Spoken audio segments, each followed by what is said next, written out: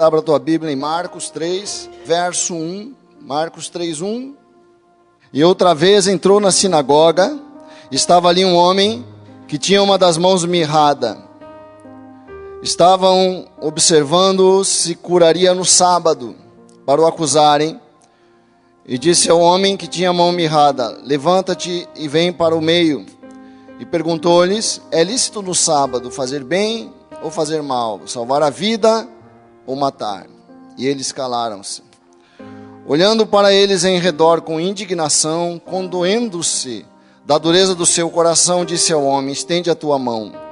E ele a estendeu, e foi-lhe restituída a sua mão sã como a outra. Tendo saído os fariseus, tomaram logo conselho com os herodianos contra ele, procurando ver como o matariam. Amém? Nós vemos aqui os fariseus, né, uma linha dos judeus. Eles estavam ofendidos com Jesus, porque Jesus estava quebrando uma tradição religiosa muito forte. Até hoje é muito forte entre os judeus a observância do sábado. Eles têm um temor, um zelo, né, pela observância do sábado, que é uma coisa quase neurótica.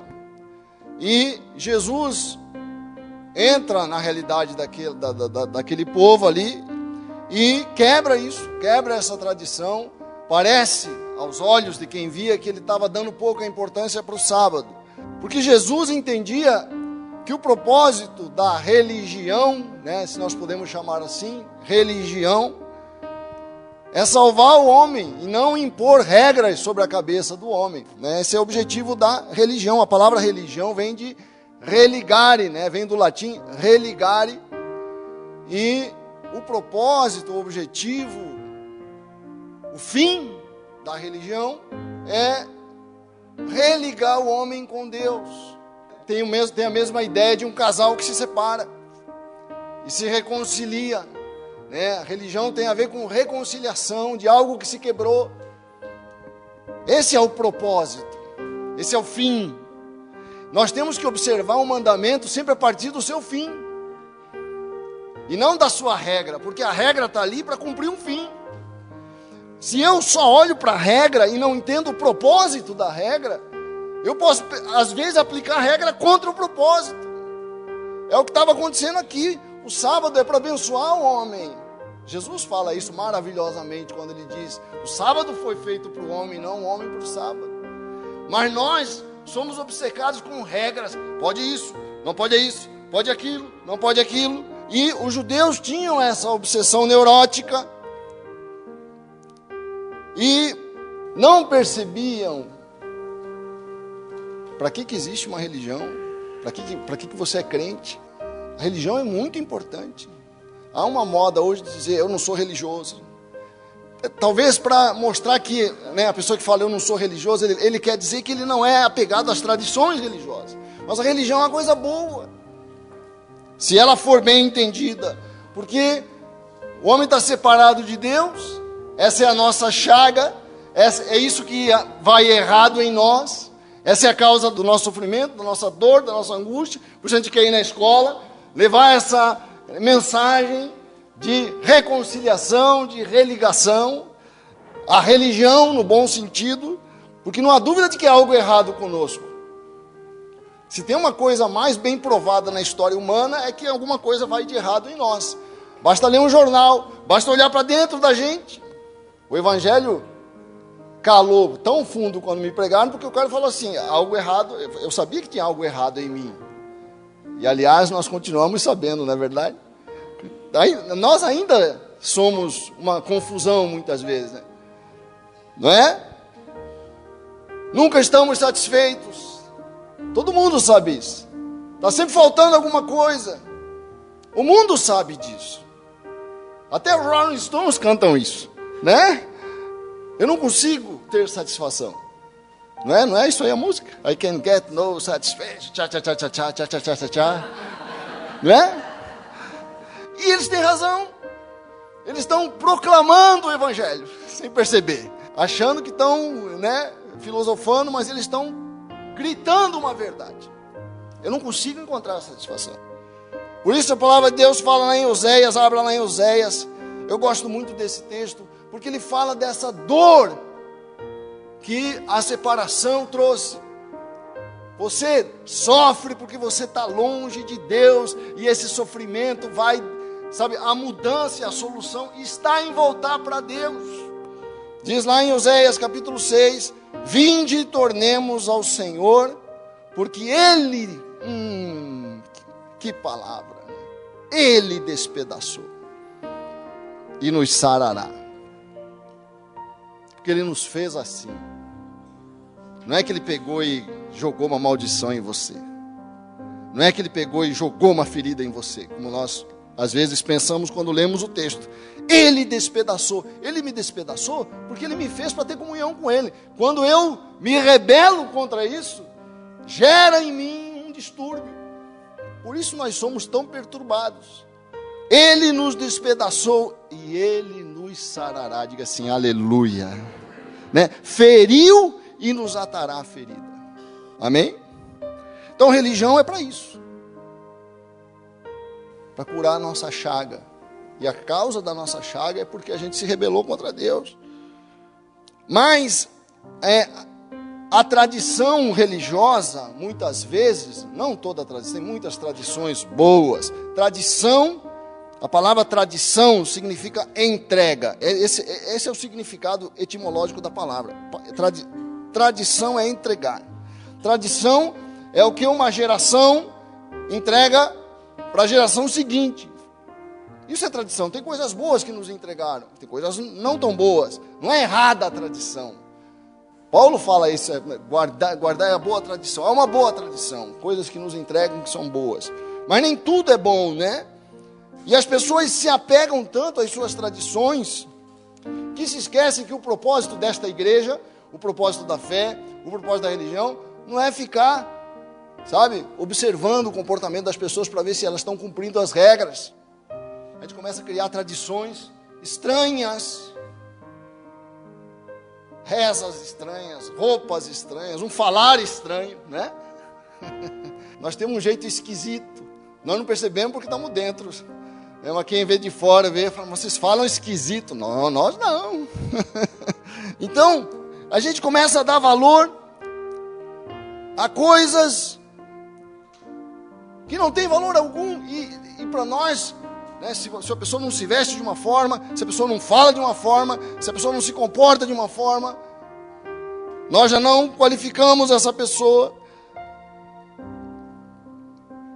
E a função da religião não é essa, não é nos ensinar a vestir, não é nos ensinar, né? Não é essa a função. A religião existe para o bem-estar da pessoa, isso que Jesus entendia. Jesus, não, mas o sábado entende para o bem-estar desse cara aqui. E a gente se apega tanto a uma regra que, em vez de a gente se preocupar com o bem da pessoa, a gente olha, não, isso está errado, isso não pode. O cabelo, a roupa, maquiagem, comportamento. Mas a religião, a fé, existe para abençoar a pessoa. Abençoar quem chega aqui, não importa como vem vestido. Amém ou não? Não importa os costumes da pessoa, aquilo que está, né? O problema do pecado é que faz mal para a pessoa. Nós temos que cuidar da pessoa, levar a pessoa aos poucos e não de supetão a se tornar santo, né? Santo no nosso modelo, no modelo que nós temos de santidade e queremos impor para as pessoas. Então, quando uma pessoa chega na igreja, nós temos que nos lembrar disso. A igreja existe para abençoar as vidas, para levar a pessoa para Deus. É claro que existem os mandamentos. Eu falei que os mandamentos são para a bênção da gente. Quando a pessoa entende isso, ela começa a se ajustar. Mas deixa ela entender primeiro, dá um tempo para ela se adequar. Deixa vir do jeito que está. Deixa vir feio, bonito, diferente, promíscuo muitas vezes, não importa. O importante é que nós estamos chamando essa pessoa para se reconciliar com Deus. Amém ou não? Esse é o objetivo da igreja. E Jesus mostra isso, porque é interessante isso. Jesus não está nem um pouco preocupado com a regra em si. Ele olha direto para a necessidade da pessoa. Ele olha direto, Jesus sentia o sofrimento daquele sujeito que estava com a mão mirrada, atrofiada.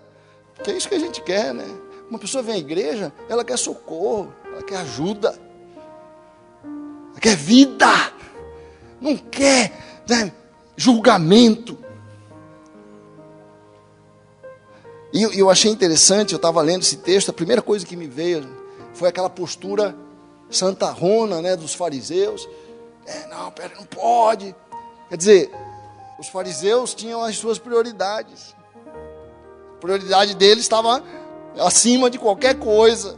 Eles não estavam nem aí para o sofrimento daquele homem. O importante era a religião, o importante era a minha tradição. O sofrimento daquele homem estava atrapalhando minha tradição. Estava no caminho das minhas regras, que eu acho tão importante, mais importante do que tudo. E é assim na vida, as pessoas têm seus interesses, suas prioridades. Note isso. Pensa nisso. Você está sofrendo, às vezes ninguém nem está aí para o seu sofrimento. Isso que é duro, né? As pessoas às vezes nos julgam porque a gente está de cara feia, porque a gente está moado, porque a gente está mal. E julgam de acordo com as suas regras. Não pode. Tem que estar falando glória a Deus, aleluia. Né? Você não pode estar um dia mal, chegar aqui quebrado, porque é contra os nossos deveres religiosos. E é essa situação aqui.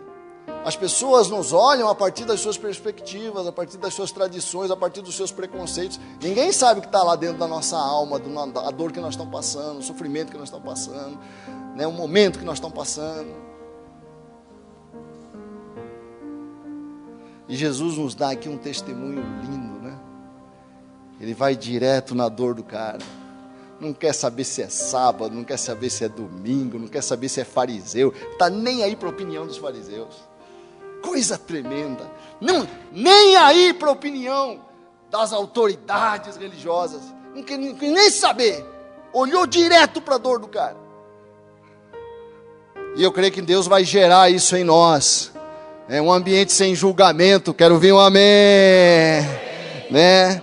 Porque, gente, não é fácil você estar com a mão atrofiada. É difícil. Tem dia que a mão está atrofiada na vida. Não dá para segurar uma enxada, não dá para jogar uma semente. Não é verdade? Sabe que você não conseguir poder pegar uma enxada, não poder pegar uma ferramenta, devia ser complicada a vida desse cara. Mas ninguém estava aí. O importante era observar o sábado. Ninguém perdia o sono, porque o homem estava com a mão atrofiada. Mas ele sabia da dor dele. Esse homem sabia o que ele passava. Eu tenho visto muito isso na vida. Isso é uma lição de vida, né? Claro que, graças a Deus, nós temos que gerar um ambiente comunitário, um cuidar do outro. Isso é uma bênção. Mas, querido, quem sabe de você é você muitas vezes. Cuide de você. Cuide da sua dor, não espere que tenham pena de você, não se coloque na posição de vítima, não espere que alguém tenha pena de você, sabe, para você conquistar, para você caminhar, para você fazer o que você tem que fazer, não fique esperando que tenham pena de você. Quem sabe da tua dor é você. Cuide de você, meu irmão, quero ouvir um amém. Cuide da sua dor, vá aos pés do Senhor, vá para os pés de Deus, porque a Bíblia fala: eleva os meus olhos para os montes, diz o Salmo 121, de onde me virá o socorro? O meu irmão às vezes me socorre, é verdade, mas muitas vezes ele não tem nem tempo de ver a minha dor, porque ele tem a dor dele para cuidar. Mas eu tenho a minha dor e eu vou atrás da cura, porque Ele despedaçou e Ele sarará. Eu sei onde tem cura para a minha dor e é para lá que eu tenho que ir. Não posso esperar que tenham pena de mim. Eu não posso ficar esperando que as pessoas olhem e falem: puxa vida, você está passando isso. E se não olha, eu entro em crise, saio da igreja. Não, meu irmão, existe um altar amanhã às 7. Vou lembrar de novo. Fala para o teu irmão, amanhã às 7 horas nós estamos orando aqui. E eu te garanto uma coisa: tem cura no altar de Deus para a sua dor. Não fique inerte, esperando que alguém vai dar importância para você. Não espere valorização dos outros. Não deixe que a tua vitimização paralise você. Vai atrás, faz como esse homem aqui. Sábado ou não, foi lá onde Jesus estava, para receber cura, porque ele, graças a Deus, né? Ele se importa com a minha dor, mais do que com a aparência das coisas, mais do que com a opinião alheia. Acho que essa é a grande notícia. Tem alguém que sabe que eu sofro e se preocupa comigo. É um Deus que não ignora o seu sofrimento e pode ajudar você. Deus sabia que esse homem tinha a mão ressequida, inutilizada, não dá para fazer nada. Você consegue imaginar o que é ter a mão? Logo a mão, né? Logo a mão. A palavra mão muitas vezes simboliza poder na Bíblia, né? Poder, mão é poder. Jesus está sentado à mão direita de Deus, porque a mão simboliza a tua capacidade de realizar, de conquistar, de agredir a vida. E logo a mão atrofiada. Veja a simbologia do texto que atrofiou. A mão, tua mão atrofiada, tua capacidade de agir, tua capacidade de iniciativa, de fazer coisas. E eu creio que para nós, a mão atrofiada, a realidade desse homem fala para nós de coisas, para nós pensarmos nesta manhã, do que tem atrofiado nossa iniciativa, o que tem atrofiado, né? A minha capacidade de agir, de conquistar, de correr risco. Eu estou ali, atrofiado na vida, na minha iniciativa, para poder realizar coisas, para poder conquistar, para poder sair, fazer coisas boas. O que tem atrofiado você? Tua capacidade de ação, tua capacidade de fazer coisas, tua capacidade de conseguir um trabalho novo, tua capacidade de superar um fracasso. As pessoas hoje, né, ficam olhando como às vezes uma situação, uma frustração, um trauma atrofia as pessoas. Interessante isso, nós que gostamos de futebol, né? Quando uma pessoa sofre uma contusão, às vezes, existem atletas brilhantes, sofrem uma dor, uma contusão, um trauma, e quando voltam já não são mais o mesmo. Muitos jamais conquistam a forma que tinham antes, embora fisicamente tudo esteja bem. Mas o medo da repetição, da dor, impede aquela pessoa de ser o mesmo que era. Atrofiou, não mais o corpo físico, mas a alma. O trauma, o fracasso, uma relação frustrada, muitas vezes amorosa, um casamento quebrado, deixa o cara atrofiado. A mão que atrofia, significa que eu não sou mais o mesmo que eu era. Na minha capacidade de ação, no que é mais importante na vida, que é realizar. Nós somos imitadores de Deus, principalmente porque nós realizamos esse projeto, né, que a Fernanda estava apresentando para nós. Lindo projeto, envolve uma série de possibilidades de sucesso ou não, mas eu tenho que correr risco. Quero ouvir um amém. Se você quer abrir um negócio, você tem que ter coragem. E a mão atrofiada significa que alguma coisa roubou minha coragem, e eu preciso conquistar de novo. E é na casa de Deus que eu conquisto de novo. Onde eu fui despedaçado, eu vou ser restaurado. Então, queridos, eu creio nesse poder. Nem sempre é uma coisa mágica, fácil. É um processo muitas vezes duro passar. Depois que eu sofri o trauma, para eu passar pela experiência de novo. Mas se você não passar, tua mão vai continuar atrofiada. Está na hora das nossas mãos serem livres. A Bíblia fala que Jesus devolveu a mão sã como antes. Quer dizer, você passa a acreditar em você de novo. Maravilha! Antes de eu falar, tu cantava sobre mim. Tu tens sido tão, tão bom pra mim. Antes de eu respirar, sopraste tua vida em mim. Tu tens sido tão, tão bom pra mim. Oh, impressionante, infinito e ousado amor de Deus. Oh, que deixa as 99 só pra me encontrar. Não posso comprá-lo, nem merecê-lo. Mesmo assim se entregou.